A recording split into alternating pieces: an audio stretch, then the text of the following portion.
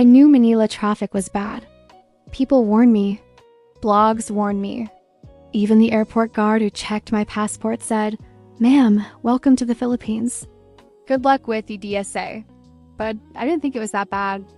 I'm from Los Angeles. I've survived LA rush hour, New York gridlock, and even that time my Uber took 40 minutes to move 1 block in Chicago. So when my Filipino friend told me we were going to a cafe just 2 kilometers away, I shrugged and said the 3 dumbest words I would ever say in my life. That's nothing. I should have listened when she gave me that look. You know, that look people give before something terrible happens? The "I warned you, but okay. Good luck suffering" face. 2 kilometers here is different, she said gently. How different? I asked. She didn't answer. She just sighed. This was the moment Destiny whispered, "Turn back," and I slapped Destiny in the face with confidence and stupidity. We stepped outside into the humid Manila afternoon. The air felt thick enough to drink. Jeepneys roared past us like colorful metal dragons, horns blasting, passengers hanging on the back like action movie extras. The sidewalks were alive with vendors, stores, people singing, people shouting, and somehow people napping. How do they sleep here? I asked. My friend shrugged. Filipinos can sleep anywhere, even during traffic. I laughed. I would soon realize she wasn't joking. We booked a Grab. It said, arriving in 4 minutes. I felt good, confident, ready. 4 minutes passed. Then 8. Then 11. The app updated. Driver will arrive in 16 minutes. But the car icon hadn't even moved. It was stuck like it was glued there. Why isn't he moving? I asked. My friend simply said, "Traffic." What traffic?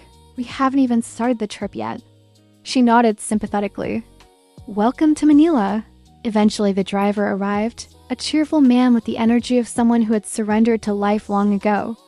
Good afternoon, ma'am, he said with a huge smile. Going to Makati? Yes, I said. It's only 2 kilometers, right? The driver paused, then he laughed. I mean, really laughed. Like I had told the funniest joke of his career. 2 kilometers in Manila is like, let's see. He thought deeply. Maybe 2 hours? Maybe 3? If lucky, 1 hour? I stared at him. He smiled wider. Relax, ma'am, it's normal. Normal. That word slapped me emotionally. We started moving. Slowly, painfully slowly. The kind of slow where you start questioning your entire life. The kind of slow where the stray dog walking beside us was winning the race. I checked the GPS. Now it said, ETA 1 hour 32 minutes. My soul left my body. It's 2 kilometers, I shouted, pointing at the tiny little distance on the map. My driver nodded kindly, like he was a doctor delivering bad news. Yes, ma'am. Very Malapit asterisk, but very Malayo also. How can it be close and far at the same time? Manila magic, he said proudly. We crawled forward at the pace of a snail who had given up on life. A jeepney tried to squeeze into a space clearly too small for it. A motorcycle appeared from nowhere like it materialized from quantum physics. A bus blocked the intersection even though the light was red. People walked between cars like they were strolling inside a shopping mall. Street vendors approached selling water, snacks, sampaguita, umbrellas, phone chargers, and probably a blender if I asked. Someone even tried to sell me lumpia through the window. Honestly, I almost bought it. I was hungry and emotionally fragile. My friend tried to comfort me. Don't worry. We're moving. We moved 1 meter, I whispered. I counted. Outside, I watched 2 guys push a stalled tricycle out of the road while laughing and joking like this was just another Tuesday. Then I saw another shocking sight, a guy calmly eating ice cream in the middle of the traffic jam. Just standing between cars, not a care in the world. Is he not afraid? I asked. No, she said. He's Filipino? Apparently, that was the only explanation needed. 30 minutes passed, we had traveled, wait for it. 300 meters, I checked my phone again. ETA, 2 hours, 14 minutes, I screamed internally. The driver played soft acoustic music and hummed peacefully like he was at a spa. A baby in a jeepney beside us waved at me. A grandmother winked. A street vendor handed my friend a sample of mango juice. Filipinos had turned what should have been a disastrous traffic jam into a party. I, meanwhile, was losing my mind. Then something unbelievable happened.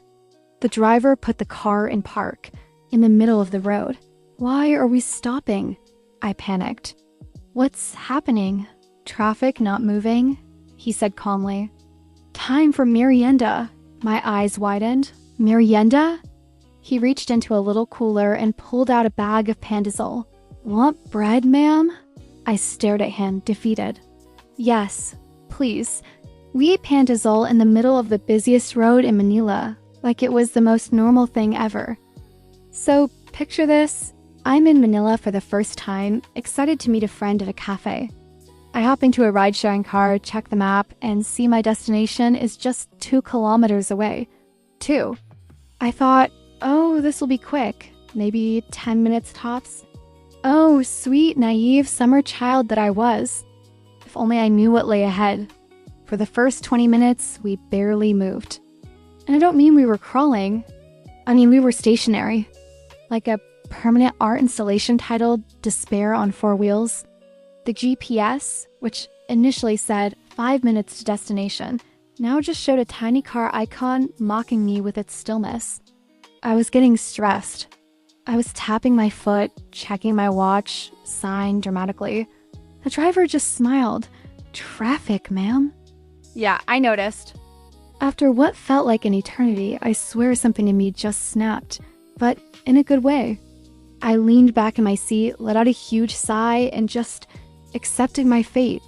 We weren't just stuck in traffic anymore, we were part of the Philippines. We had merged with the chaos. We became one with the symphony of honking horns, one with the vendors weaving between cars selling ice-cold water. I even started waving at the kids hanging off the back of a jeepney, and they cheered for me like I was some kind of celebrity. It was in that moment I realized the trick wasn't to fight the madness, but to embrace it. It was a bizarrely zen moment. An hour and 40 minutes later, yes, you heard that right, something miraculous happened. The car moved. I'm not talking about a crawl. I mean, it moved more than 2 whole meters. Look, I shouted, pointing like I just discovered a new continent. Progress. My driver actually clapped his hands. My friend, who was on a video call with me, laughed so hard she snorted. To make it even more surreal, the dog that had casually walked past our car an hour ago passed us again, but this time coming from the opposite direction. He was clearly living his best life, while we were still stuck in the same intersection. It was both hilarious and deeply humbling. Eventually, the traffic started to loosen up. And by loosen up, I mean we were now moving at the speed of a leisurely stroll. A genuine improvement. I felt tears of joy welling up in my eyes. I was about to celebrate this small victory when I looked out the window and saw something that shattered my perception of reality.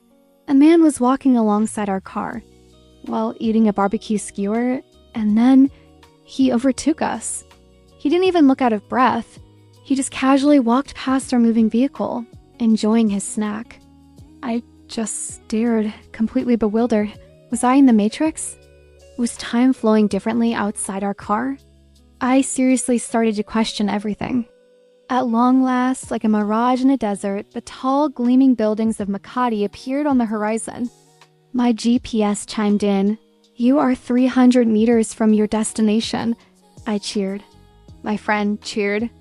Even my driver cheered like our favorite sports team had just won the championship. Almost there, Mom. Very good, he exclaimed. I felt like I had accomplished something monumental. Like I'd climbed Mount Everest, or won a Nobel Prize, or survived an entire season of Survivor. The final 300 meters felt like the last lap of a marathon. Finally, we pulled up to the cafe. Total travel time, 2 hours and 47 minutes.